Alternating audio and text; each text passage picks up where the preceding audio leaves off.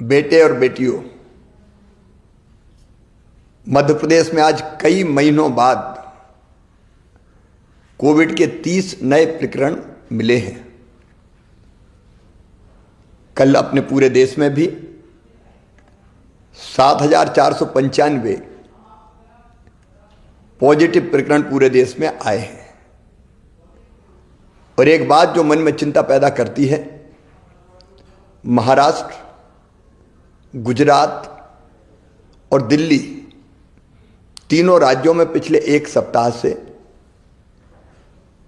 Positive केसों में लगातार वृद्धि हो रही है, लगातार बढ़ोतरी हो रही है। कल महाराष्ट्र में 1201, गुजरात में 91 और दिल्ली में 125 प्रकरण आए हैं। हम सब जानते हैं इन राज्यों से मध्य प्रदेश में आना जाना लगातार बना रहता है और पूर्व के अनुभव भी हमें ये बताते हैं कि पिछली बार भी महाराष्ट्र में पॉजिटिव केस बढ़ना शुरू हुए, गुजरात में बढ़े और उसके बाद मध्य प्रदेश में लगातार पहली हो या बाद में दूसरी लहर आई। और दूसरी लहर में जो कष्ट हमने भुगते हैं वो हम कभी भूल नहीं सकते।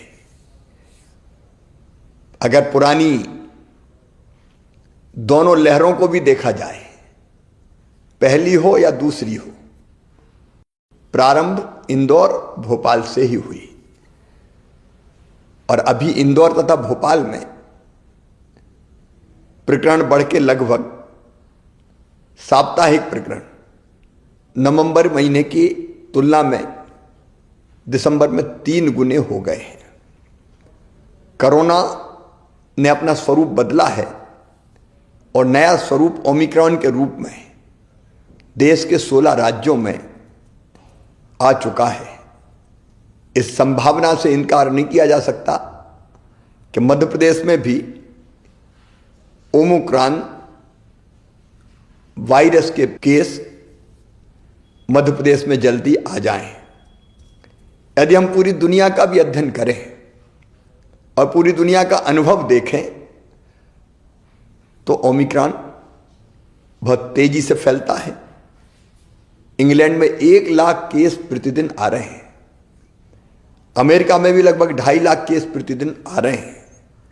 यूरोप में भी ओमिक्रॉन बहुत तेजी से बढ़ रहा है और उपरोक्त सभी कारणों को देखते हुए मुझे अंतर आत्मा से लगता है कि ये सही समय है जब हम सचेत हो जाएं, कोविड की तीसरी लहर को आने से रोकें, तेजी से संक्रमण ना फैले, इसके लिए हर आवश्यक उपाय करें।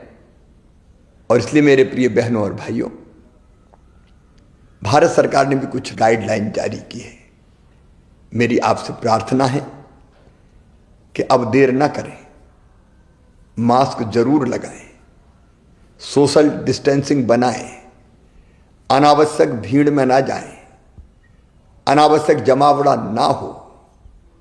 और अब तक अगर किसी ने वैक्सीन का डोज नहीं लिया, टीका नहीं लगवाया, तो टीका जरूर लगवाएं।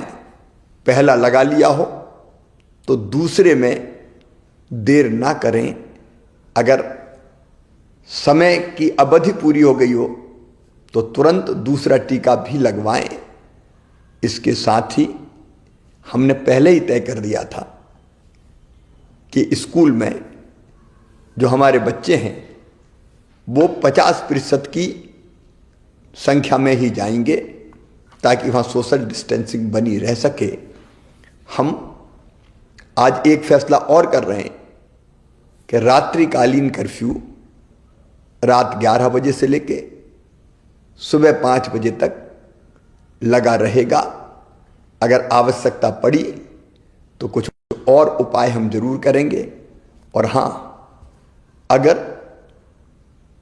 कोविड का कोई पॉजिटिव केस आता है तो घर में अगर पर्याप्त स्थान है तो घर में उसको आइसोलेट करके इलाज करेंगे और नहीं तो हर हालत में उनको हमको अस्पताल में ही भर्ती कराना चाहिए ताकि परिजन वायरस के संक्रमण से बच सकें।